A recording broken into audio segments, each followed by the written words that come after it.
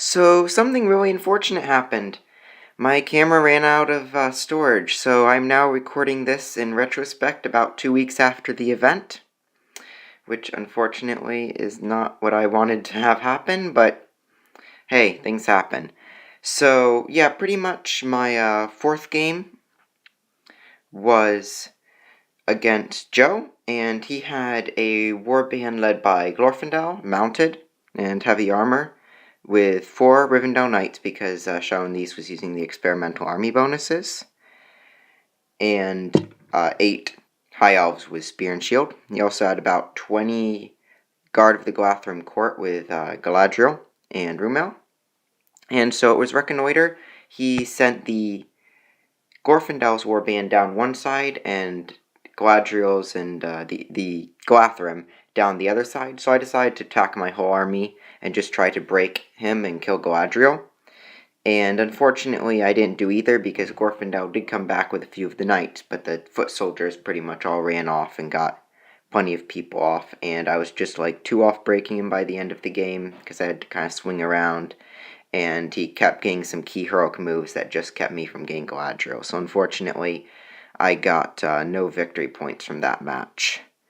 And yeah, so he won 7-zip. And that was this was actually the 5th game, not the 4th game. But yeah, that was the 4th game, or the 5th game. And yeah, so then going into the last and 6th game, So for the 6th and final game of the weekend, I played Blake. And he had a very small force, one that was even smaller than mine, of the Grey Company. So he had about 11 to 13 regular Rangers. He also had 4 Rangers of the North.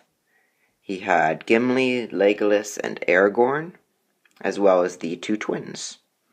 So that was his force. They were all on foot. Anyone who could take an elven cloak, I think, had one.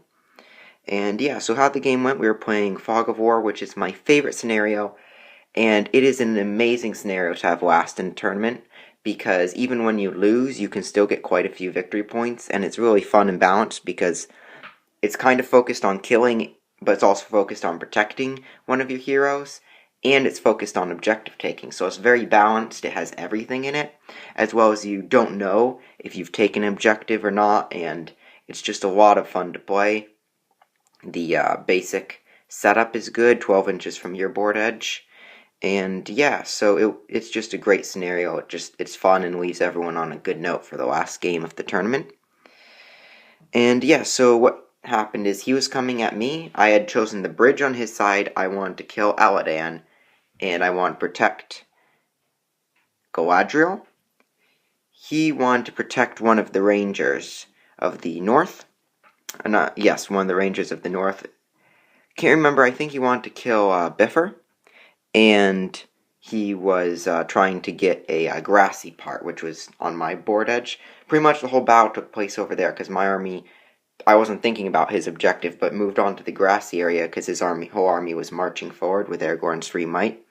And pretty much we had a big scrap. His heroes hit my left side, where I had quite a few heroes. I had Galadriel, Biffer, and Thorin, and then Dane was on my right flank. But what happened is that when my shooting, first off, shooting pretty much Legolas wounded Biffer, who failed his fate, and also wounded Galadriel, who passed with a fate and might. And yeah, so then after that happened, well, actually, for my shooting, I managed to fire 3 shots. I might have killed one normal guy, but I managed to fire 3 shots into Legolas, who he thought he had obscured, but hadn't. And 3 hits, 2 wounds, and then he had to, he failed all 3 of his fate, except because he had done 2 wounds, he rolled 2 on his last fate and had to spend the might to up that to a 4, and then keep Legolas alive, because otherwise Legolas would have died. And yeah, so Legolas was then on no might, but was still alive. And yeah, so the lines clashed. And I was just, throughout this game, I had horrible heroic strikes. So Thorin rolled 3 highest for his strike against Aragorn, who had charged him. Aragorn beat him, I think, took away a fate and a wound off him. And then Biffer and Galadriel, I think, went some regular guys. Galadriel, I don't think, was in that combat yet. But he was, Gimli called her combat, piercing struck, killed, 2 dudes, and then moved into another. Probably killed him, too. Might not have killed him, though. I think he did kill the final guy that he went into. But, maybe he didn't. But, anyway, he was killing so many guys. He killed, 7 of my dwarves in the first turn. And then the second turn, he killed both Biffer and Thorin, and I think 2 or 3 more dwarves. And so I was killing a couple guys with Dane and a couple with the dwarves, but he had just killed so many of my models. And yeah, I had 2 guys that were running for the bridge I was going after on his side. But yeah, so it was looking really grim. I thought, I've lost. I've tanked this game, though Dane did manage to free up, even though he failed heroic combat at one point. He did eventually manage to free up. The fact that I needed 4s to wound with my warriors against his warriors helped a lot. And yeah, so eventually Galadriel held on for a while. Dane moved in, charged into Gimli, and killed him in a turn. Elladan and Elrohir spent lots of might striking and stuff. Galadriel held on for a while.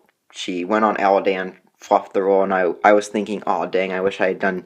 I was debating Gimli or Elladan, and I finally ended up killing Gimli, and I'm like, oh dang, I wish I made him the guy I was going after.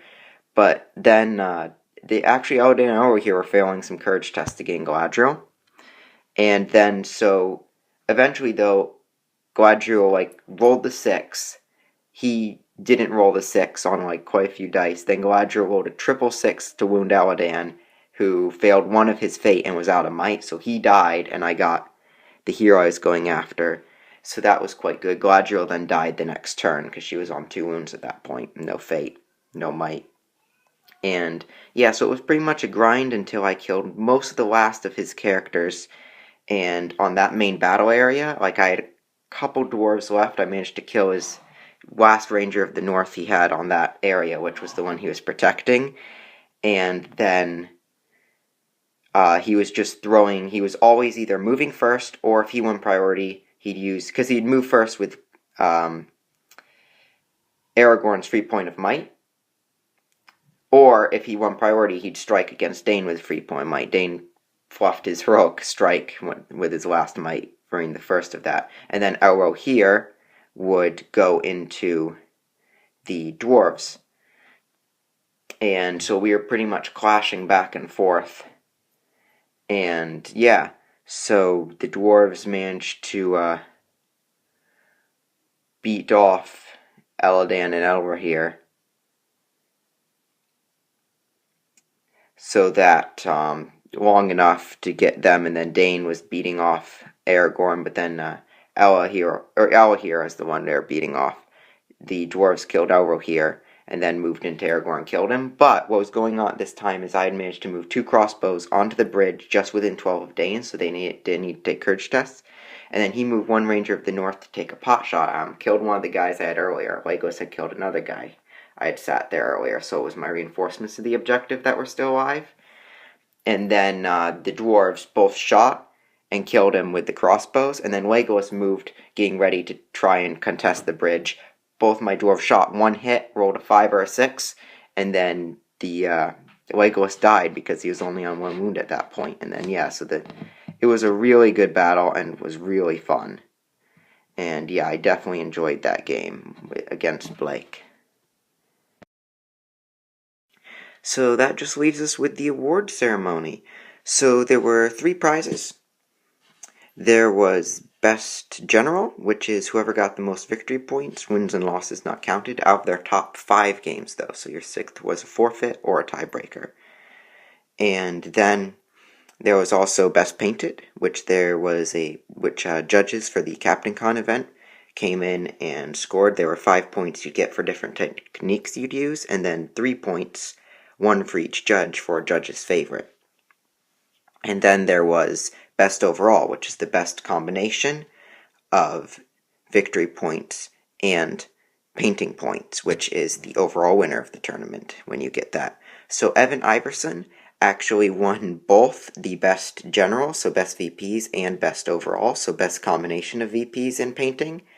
So Evan definitely was very good. I don't know if he lost any game at that tournament, any one of his 6 that he played. So that was definitely quite amazing that Evan was able to do all of that. And yeah, so actually Devin was given, Devin, not Evan. So Devin Moreno from the DCHL, was given the best general because he was the second best in the VP category. So instead of give Evan kind of redundant awards, he got the overall winner of the tournament, and then the best general for VPs essentially became the second place award that was given to Devin.